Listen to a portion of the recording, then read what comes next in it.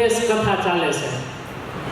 કોઈને એવો વિચાર આવતો હોય કે હું 11માં ભણું છું કે 10માં છું કે 12મા ધોરણમાં છું, તો અત્યારે મારે ક્યાં ભગવદ્ ગીતા વાંચવા બેસવું? મારે તો મારા કોર્સના ચોપડામાંથી ટાઈમ નથી મળતો. અને કદાચ હું લઈને વાંચું તો મને મારું મન અથવા તો કોઈક વડીલ એમ કહે પેલા ભણવાનું કરીને આ ક્યાં અત્યારે લઈને બેઠો. તો એનો જવાબ છે આ ચિત્રમાં. યુદ્ધ થવાનું છે એની રણભૂમિની અંદર તો અર્જુને એવા પ્રશ્નો પૂછવા જોઈએ ને કે આમે વાળો ઓલો યોદ્ધા છે એને પાડી દેવો હોય તો કેમ અટેક કરાય? દુર્યોધનને હરાવી દેવો હોય તો કયું અસ્ત્ર શસ્ત્ર વપરાય? આવા પ્રશ્નો હોવા જોઈએ ને ગીતામાં. એને બદલે એવો કોઈ પ્રશ્ન જ નથી. અર્જુનમાં હું એવું પૂછે છે, સ્થિત પ્રજ્ઞસ્ય કા ભાષા સમાધિસ્તસ્ય કેશવ. સ્થિર બુદ્ધિવાળા માણસનું લક્ષણ શું હોય કૃષ્ણ? મને કે ને યાર. આ ઈ વાત કર્યા જેવું સ્થાન છે. યુદ્ધ મેદાનમાં જ્ઞાનની વાતો સત્સંગ શરૂ કર્યો યુદ્ધ મેદાનમાં. આ એવું બતાવે છે કે જીવન છે ને એ પણ યુદ્ધ જ છે. અને જીવન રૂપી આ યુદ્ધના મેદાનમાં સતત જ્ઞાન મેળવવા માટેનો સમય કાઢવો જ પડે.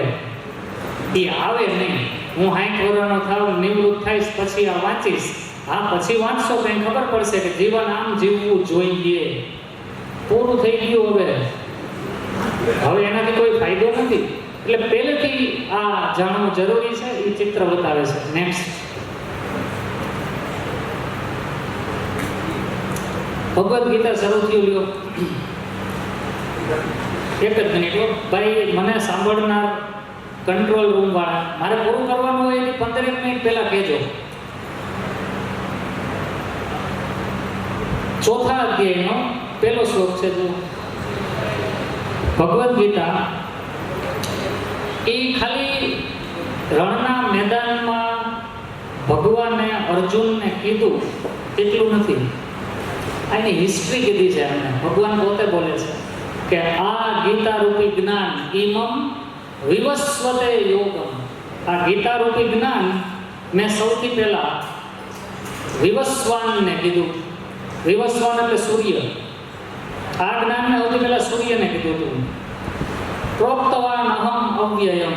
અર્જુનને તરત પ્રશ્ન થાય, પહેલા તે આ જ્ઞાન સૌથી પહેલા સૂર્યને કીધું હોય તો સૂર્ય તો કરોડો વર્ષથી અહીંયા છે, તું એને કઈ કહી આવ્યો?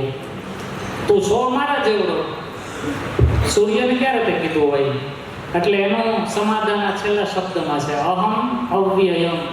હું અવિનાશી છું ભાઈ. તું અત્યારે મને જે જો છો એ હું નથી. હું અવિનાશી છું, અનાદિકાળથી છું. તું અત્યારે આવ્યો.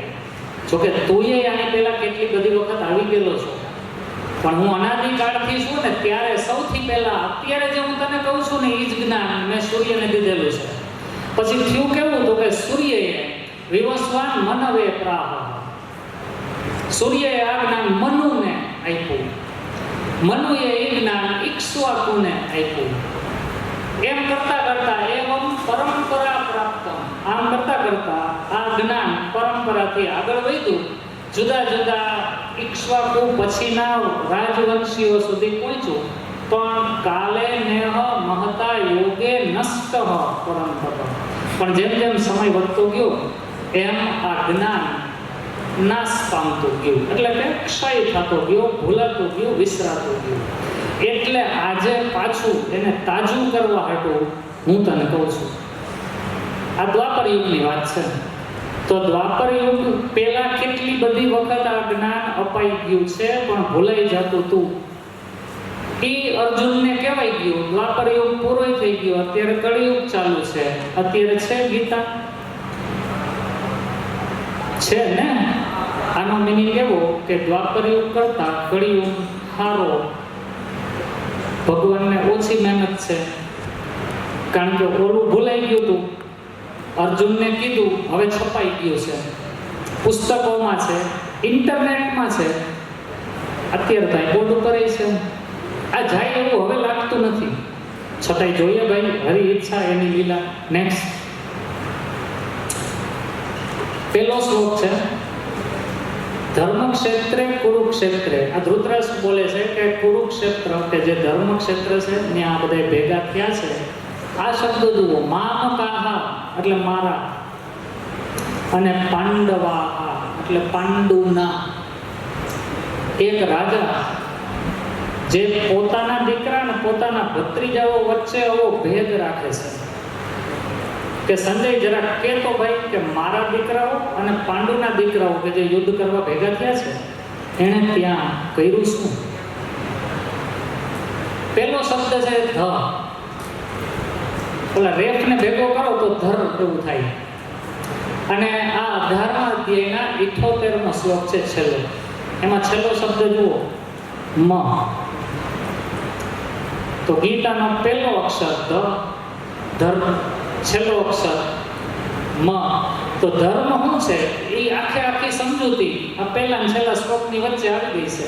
આપણામાં તેવડ હોય એટલું આપણે એમાંથી ગોતી કાઢીએ. નેક્સ્ટ. હવે જે મનને શુદ્ધ કરવાની વાતો હાલતી હતી, તો ગીતાનો ઉપયોગ કરીને આપણને મન શુદ્ધ કરવામાં એ કેમ મદદરૂપ થાય એ જોઈએ. અર્જુન બોલે છે 6થા અધ્યાયના 34મા શ્લોકમાં. અર્જુન બોલે છે નેચર ઓફ માઇન્ડ, મનનો સ્વભાવ કેવો? અર્જુન કહે છે ચંચલમ હિ મનઃ કૃષ્ણ. હે કૃષ્ણ, મન છે ને એ ચંચળ છે, પ્રમાથી બલવૃદ્ધ દ્રઢમ. થોડીક વાર પહેલા જ કીધું તું યદ પ્રતિષ્ઠમ યદ અજીરમ જવિષ્ઠમ, એના જેવું મન છે એ ચંચળ છે, પ્રમાથી એટલે ખડખડાવી નાખે એવું છે, બળવાન છે અને દ્રઢમ છે, દ્રઢ છે. મન આવું છે, મારાથી કંટ્રોલમાં રહેતું નથી. તસ્યાહમ નિગ્રહમ મન્યે વાયોરીવ સુદુષ્કરમ. આ મનને કંટ્રોલ કરવું એ તો જાણે કોઈ વાયુને કંટ્રોલ કર્યા જેવું છે. પવનને કંટ્રોલ ના કરી શકાય એમ મનને પણ કંટ્રોલ ના કરી શકાય. અર્જુન આવું કહે છે અને બિચારો સાચો છે. આપણો પોતાનો એક્સપિરિયન્સ આ જ છે કે આને કંટ્રોલ કરવું અઘરું છે. તો આપણી પાસે હજી ભાઈ 20 મિનિટ છે, હું પૂરું કરી દઈશ ત્યાં સુધીમાં. તો મનને કંટ્રોલ કરવું હતું તો ભગવાન કહે છે કામની વાત. હવે ભગવાન બોલે, શ્રી ભગવાન વાચ અસંશયમ મહાબાહો મનો દુર્નિગ્રહમ ચલમ. હે મહાબાહો અર્જુન, તારી વાત સાચી છે, મનને કંટ્રોલ કરવું અઘરું છે, તું સાચો છો.